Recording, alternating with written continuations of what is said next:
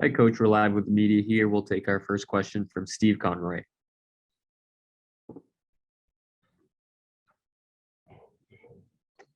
Sorry about that. Bruce, now that you have the Ottawa game off your table, what is the game plan for the week as far as practice goes?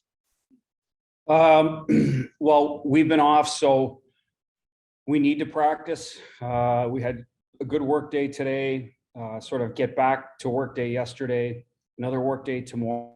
We'll reassess Wednesday and Thursday, whether one of those days will be off or just an off ice workout.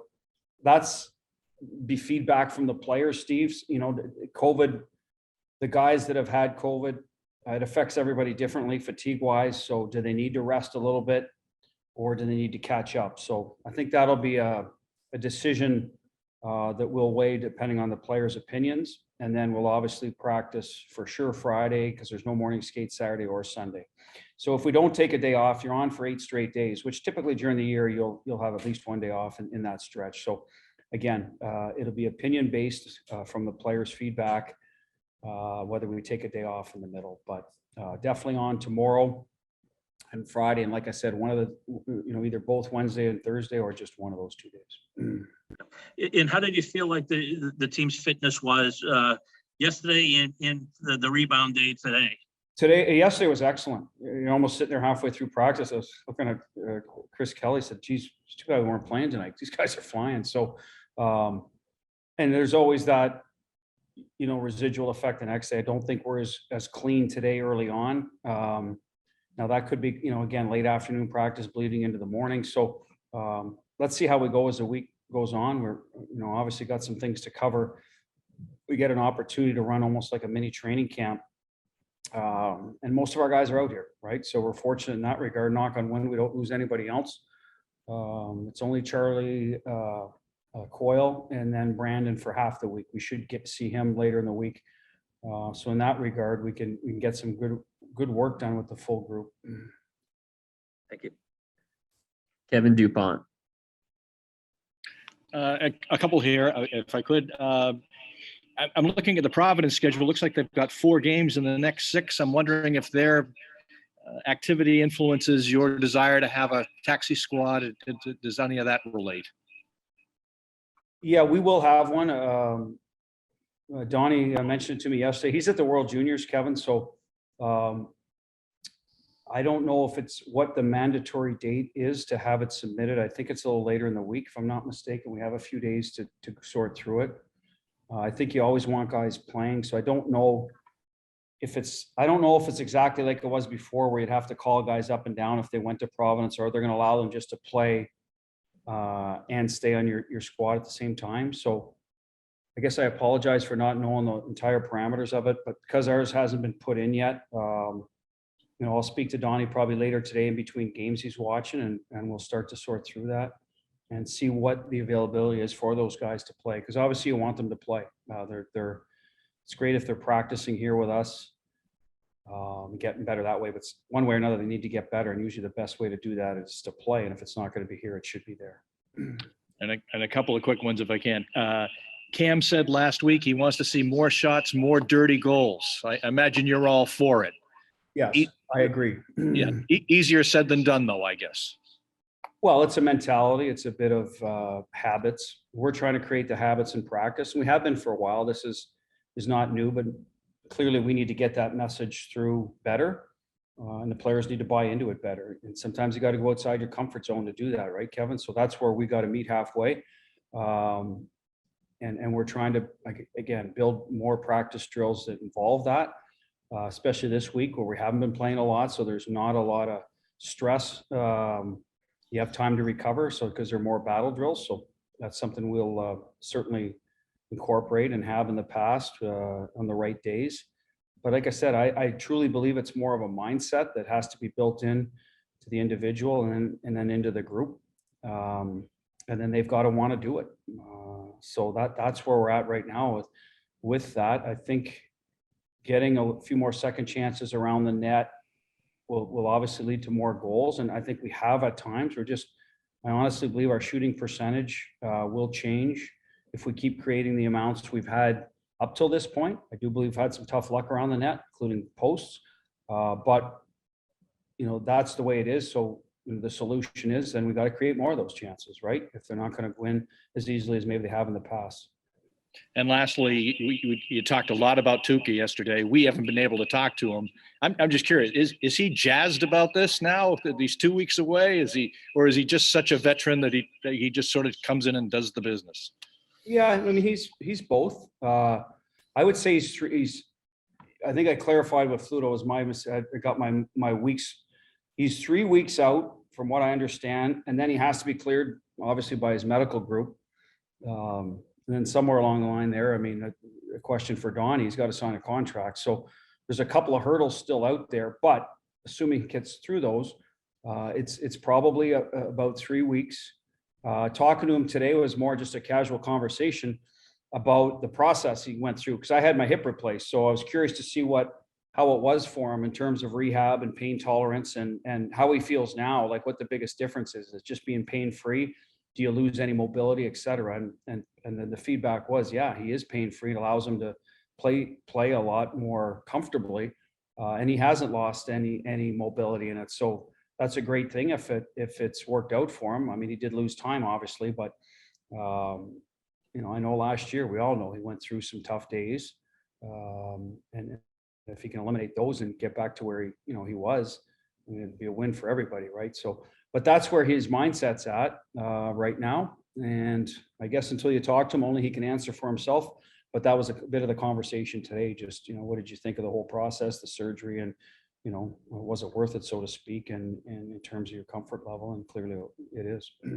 That's great. Thank you. Yep. Connor Ryan. Hey, Bruce, I know there's a lot of moving parts with the schedule and how to make up some of these games, but what's the challenge for you guys when you look a little further down the road and see you've got pretty much until the end of April to accommodate around 56 games? Well, obviously, this week is important to get our practice time in and revisit whatever, we have to. As I said, systematically, I think for the most part this year, like everybody, there's things you got to tweak, but for us, it was more, it wasn't major breakdowns one after the other in that area. I thought we grasped it well for having a lot of new guys. I just thought there was key moments in games where we let points get away because, the other team just, outplayed us in those moments or out executed us, made the right play at the right time to swing the game. So those are things we'll have to obviously correct in the games going forward when we do get back to playing. So again, this week we're using it to prepare for that stretch, get some of your conditioning back. I don't know how much you can get back when COVID is still a bit of an unknown in that part about the recovery, but we're going to work on as best we can because, as you pointed out, there isn't going to be a lot of practice time going forward in terms of, consecutive days. It'll be here and there, and it'll be about fine tuning some things, but and that's the way we look at it. I think every athlete wants to play. So for us, it's the amount of games we have. I think guys get excited about because they want to play, right? It's just when you're in the soup or the thick of it, the recovery does become important, and that's looking ahead. And until you're in it, it's hard to comment on it, right? And I know the guys there'll be days we're traveling, we'll go, wow, another game, and that's when it'll kick in. But right now, I think the mindset is guys want to get back out there, and we've gotten through, hopefully, again, knock on wood, the difficult part of our COVID positive testing. There may be more down the road, who knows? But when we do get back, we're looking at the majority of our team together and healthy. So, I mean, that's a positive, another thing to get excited about. We have time for one more. Chris Ryan. Hey, Butchie, how are you? Good. How are you? Good. Two, if I can. Just one, you kind of you're referring to it there, but how do you use this time and structure this time to make it a positive for the boys moving forward? Well, I think they're excited themselves, Chris, to get out. Don't forget, these guys are used to coming to work, 6 days, a week at least in the winter, right? So for them not to do that and they've done it for years, it's a routine. I think I'm not trying to be, because I do it too, right? Like, it's not like we want to get away from our families, but we just want to get back to work, and go in and do what we do best. So I'm sure the players are excited about that right now, to get back to practice. No one likes to practice over and over, but I think the early part of this week is good, that the energy is great out there. Guys are excited to see one another as well. I mean, it is a good group of guys that like each other. So that part of it has been, nice for us as a staff. We don't have to create energy. We might have to later in the week, because, then it'll be all of a sudden you're practicing whatever 3-4 days in a row. It's like, come on, when's the next game coming? So, that's the mood around here now. And we're going to use it, like I said, to revisit all our areas of the ice structure wise or systematic details of the game, and still be competitive and not lose our conditioning and try to get back our conditioning. So that's how we're looking at practice this week. And if the guys can bring the energy themselves every day and be excited, then that's a plus. And like I said, so far they have, and I understand why. They just haven't been together in a long time. And talking to Pasta the other day, he was looking forward to this kind of being a reset for him. And you mentioned what you've seen from him so far this year, because it seems like he has been engaged and has created a lot of opportunities, but has not been able to capitalize on those. Have you liked where his game is at generally, and it just has been a puck luck type thing? I think his game overall has been good. I think it was a bit of a slow start. We addressed that and maybe reasons why earlier, but I think he certainly got over the hump in that area. His legs are under him. For me, I think he's had some tough luck around the net. I think early on he wasn't shooting, then he started shooting. I can't remember him hitting so many posts in such a short stretch of games, to be honest with you, ringing it off the bar or off the post. So, those, if a couple of more of those go in, all of a sudden, maybe you're not talking about his numbers being down. So for me, that's the positive. And I think he'd tell you the same thing. If he goes through 2 or 3 games, he's not getting any looks. That's when I would, as a coach, I'd be worried. And as a player, that's when he'd be worried. It's like, well, wait a minute, the puck's not finding me. What am I doing wrong? Am I not in the right spots, etc. The puck is finding, it's just a matter of getting it to go in the net, right? And as a goal scorer, I don't think you can change a lot of what you do. You go through stretches like that, and you got to, you do need some volume shooting to get those goals, to eventually go in. And then all of a sudden it snowballs, it goes the other way where it's posting in instead of posting out. So for me with David, it's always been about, you got to keep pushing and keep shooting. Don't become just a one-on-one player out there because you're not scoring, and try to score a highlight reel goal. Just keep playing your game. Don't lose your details away from the puck.